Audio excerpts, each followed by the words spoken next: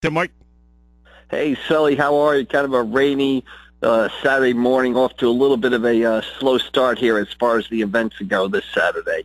You only have one Diet Coke in you, or? Yeah, I've got enough. I'm ready to go, but the weather's just not cooperating so far today. So what's on your radar? Before we get into what's going on this weekend and the next week or so, I wanted to get your thoughts on the state rejecting the new transfer rules they've been trying to get in place for a couple of months here. What was your reaction to that? Well, I kind of agree with Absegami athletic director Steve Fortis, who's also president of the Cape Atlantic League. When he said in our story he was surprised and he wasn't surprised. I mean, the rules, when the NJSA first put them in, seemed to be a bit far too reaching for me. I think in an effort to catch the high-profile, talented athlete who is transferring, they were sort of catching in the dragnet the regular kid. And I just didn't see the value in having a kid who maybe lives in Pennsylvania, New York, Ohio, and moves to New Jersey, and because their dad got a new job, and now that kid has to sit the first 30 days of a sports season because the family moved for a legitimate reason. So I had a feeling that was going to be a problem point, and it turned out to be. And now the NJSAA really back at square one when it comes to dealing with transfers. Yeah, I guess that's the hardest thing to figure out is how legitimate is a move. I mean, we've seen in the past where it may look like a legitimate change of address on the surface, but then you come to find out, hey, it's like they're using some kind of uncle's address or something like that to gain an athletic advantage. So it takes a lot of digging, I guess, on the part of the NJSIA, right? Yeah, and the NJSAA really isn't, the biggest misconception of the NJSAA is that they're like the NCAA, is that they're an investigative organization with investigators and stuff like that. They're really not that type of an investigation. The only times, schools really get in trouble is when they self-report mistakes, or if another school does notice they're doing something wrong and informs the NJSAA. I just think the whole transfer thing, to me, it's a little overblown. I think in an effort to catch the high-profile basketball player, the high-profile football player who changes schools, you're putting sanctions on 10 to 20 kids who are just everyday normal high school athletes. I mean, the bottom line with high school sports is most kids are just average athletes. The Division I standout is few and far between, and the number of transfers is actually, quite low when you consider it, when you put it up against the actual number of people playing varsity sports in high school in the state of New Jersey. So it'll be interesting to see where they go from here. I mean, the only thing that they haven't tried now is just letting people do whatever they want. And they might throw up their hands at this point and go in that direction. Mike, we were just talking to Ocean City boys lacrosse coach Joe Latour. We're going to get you out there on Tuesday night for a little lacrosse, Ocean City mainland?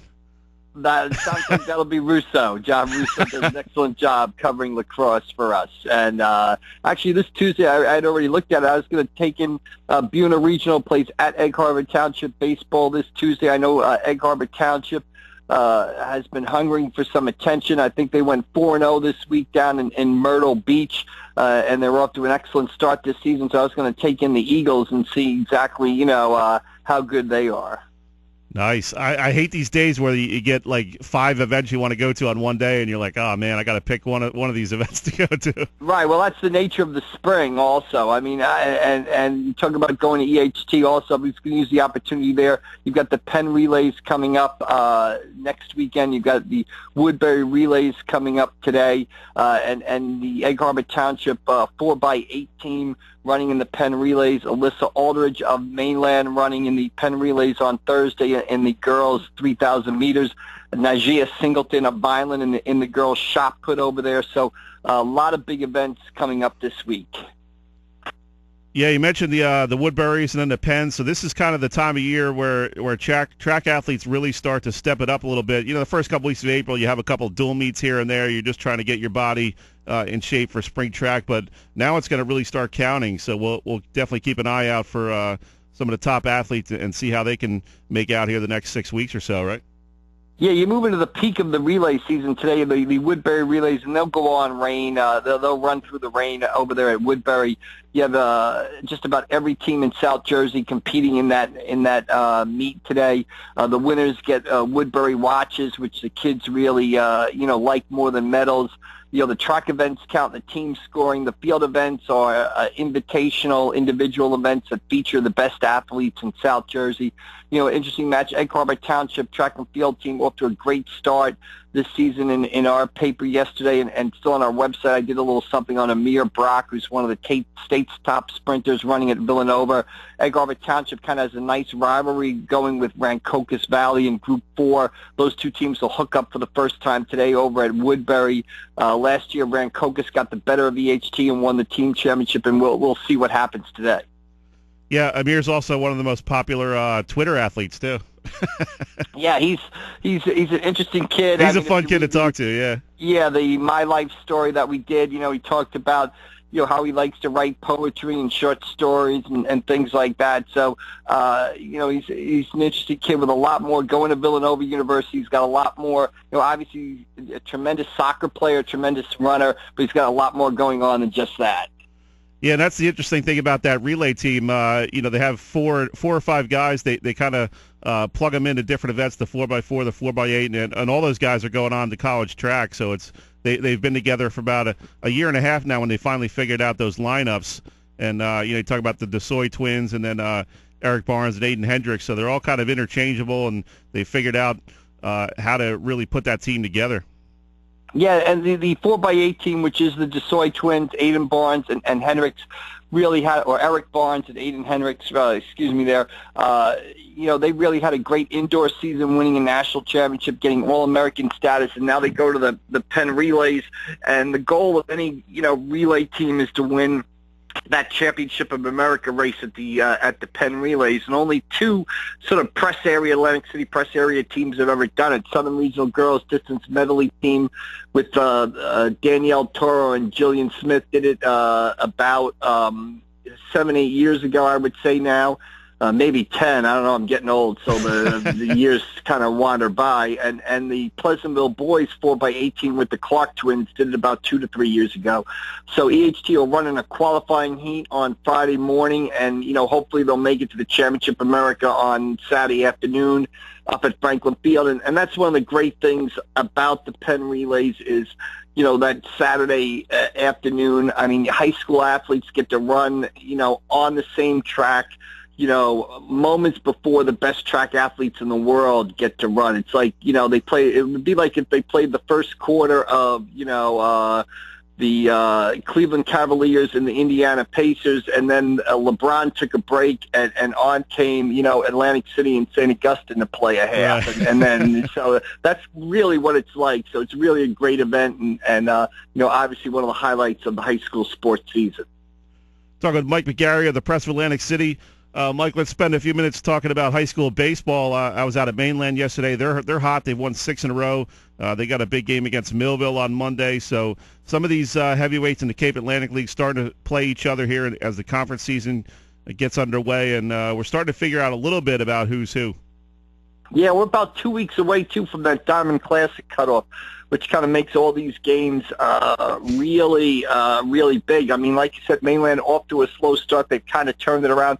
Now they've got a big game against Millville, and that's a big sort of Diamond Classic game. I think Mainland would have to get an at-large bid to the Diamond Classic, and a win over Millville on Monday would definitely boost their case.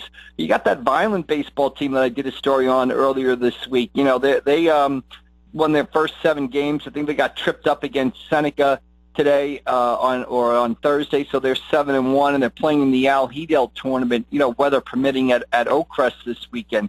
And Violent with it, obviously with some big games in the Hedel, and then they play Millville on Friday, I believe. So that's Violent Millville is big in any sport, and that'll be a big game. And Violent baseball, interesting because you've got Isaiah Pacheco, who we think about as the quarterback of the football team.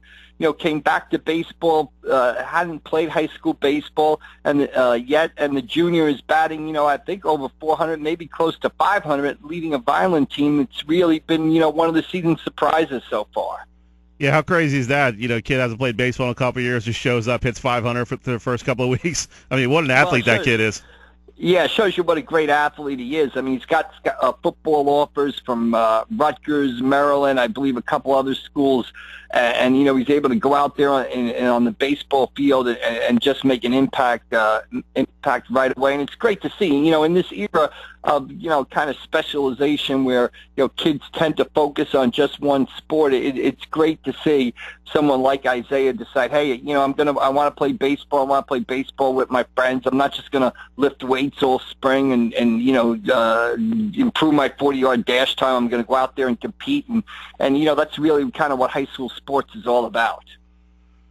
Mike, where do you think the prep stands? They've had some tough games here recently, but they're always a team to watch on the high school baseball scene. How do they stack up against some of these other top teams in the Cape Atlantic League? Well, I think the prep right now, if you look at it, it would be the team to beat in the Cape Atlantic League right now. I think they're 7-1. The one loss is to Millville. They're supposed to play out at the Hinkle tournament today at Bishop Eustace, that annual tournament. It's always St. Augustine, Bishop Eustace, Episcopal Academy, and Malvern Prep from Pennsylvania, so the greater Philadelphia area. So that's a great event out there. The Prep's supposed to be involved with that today.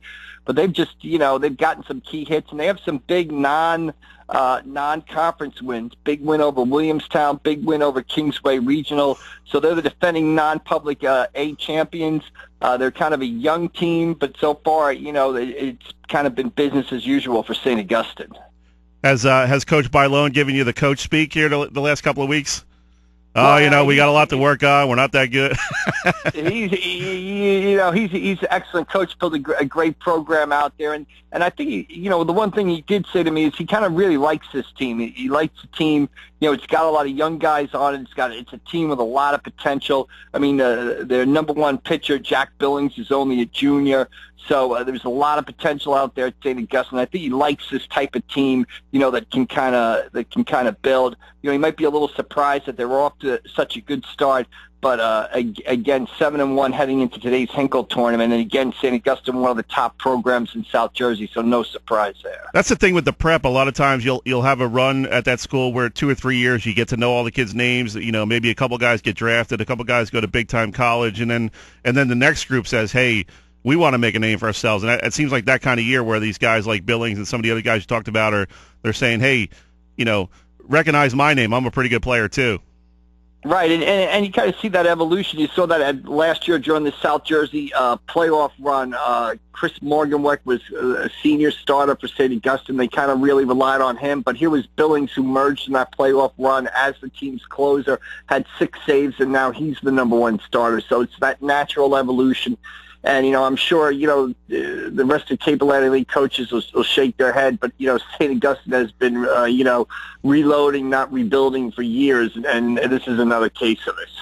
Mike, before we let you go, who do you want to see the Eagles draft on Thursday night?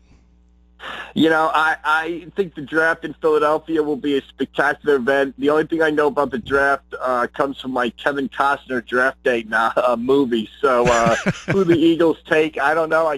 They might need a quarterback. They might need a running back. They might need a wide receiver. I'll leave that to Dave Weinberg, but it certainly looks like a great event up there on the Rocky Steps up there in Philadelphia. You going to be able to get out there, or is that all Weinberg?